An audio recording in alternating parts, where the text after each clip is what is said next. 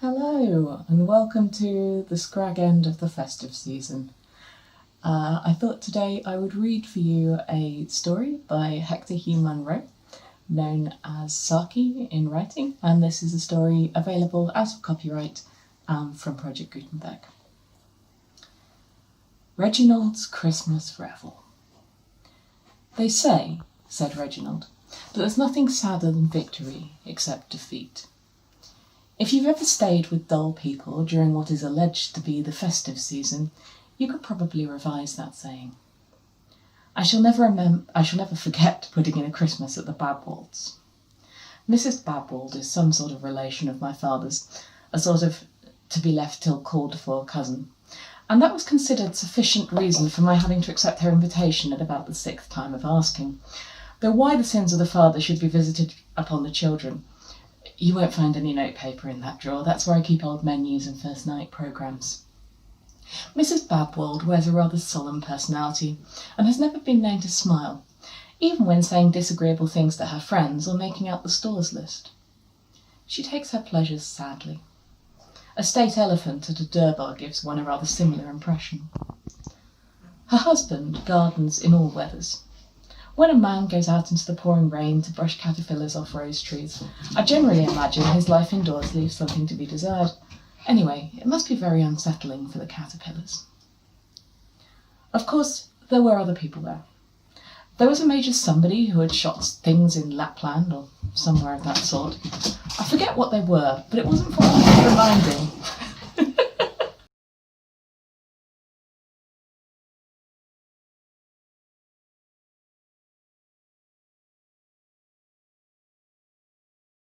want of reminding. We had them cold with every meal, almost, and he was continually giving us details of what they measured from tip to tip, as though he thought we were going to make them warm under things for the winter. I used to listen to him with a rapt attention that I thought rather suited me, and then one day I quite modestly gave the dimensions of an okapi I had shot in the Lincolnshire fens. The Major turned a beautiful Tyrian scarlet. I remember thinking at the time I should like my bathroom hung in that colour. And I think at that moment he almost found it in his heart to dislike me. Mrs. Babwold put on a first aid to the injured expression and asked him why he didn't publish a book of his sporting reminiscences. It would be so interesting. She didn't remember till afterwards that he had given her 2 fat volumes on the subject, with his portrait and autograph as a frontispiece, and an appendix on the habit of the Arctic mussel. It was in the evening that we cast aside the cares and distraction of the day and really lived. Cards were thought to be too frivolous and empty a way of passing the time, so most of them played what they called a book game. You went out into the hall, to get an inspiration, I suppose, and then you came in again with a muffler tied around your neck and looked silly, and the others were supposed to guess that you were "Wee MacGregor." I held out against the inanity as long as I decently could, but at last, in a lapse of good nature, I consented to masquerade as a book, only I warned them that it might take some time to carry out. They waited for the best part of 40 minutes while I went and played wine-glass skittles with the page boy in the pantry. You play it with a champagne cork, and the one who knocks down the most glasses without breaking them wins. I won, with 4 unbroken out of 7. I think William suffered from over-anxiousness. They were rather mad in the drawing room at my not having come back, and they weren't a bit pacified when I told them afterwards that I was at the end of the passage. I never did like Kipling, was Mrs. Babwold's comment when the situation dawned upon her.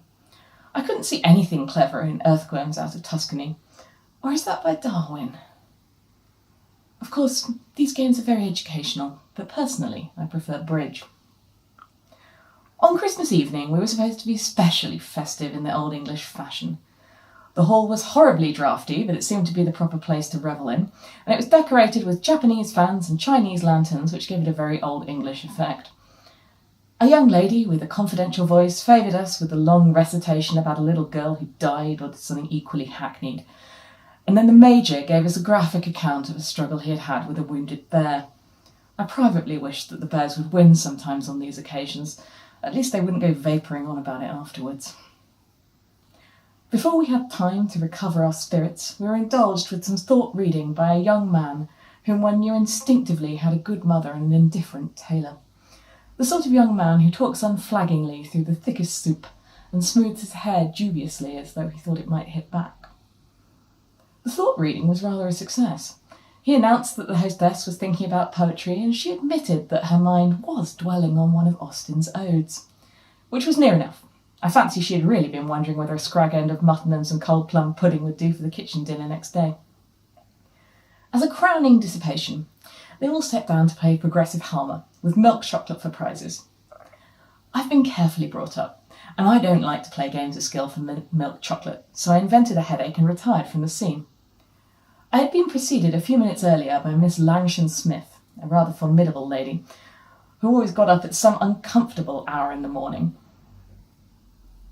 and gave you the impression that she had been in communication with most of the European governments before breakfast. There was a paper pinned on her door with a signed request that she might be called particularly early on the morrow. Such an opportunity does not come twice in a lifetime.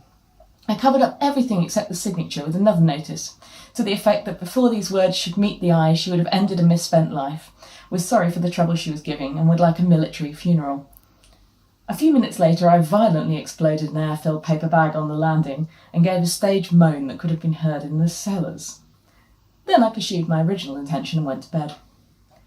The noise those people made in forcing open the good lady's door was positively indecorous. She resisted gallantly, but I believe they searched her for bullets for about a quarter of an hour, as if she had been a historic battlefield. I hate travelling on Boxing Day, but one must occasionally do things that one dislikes.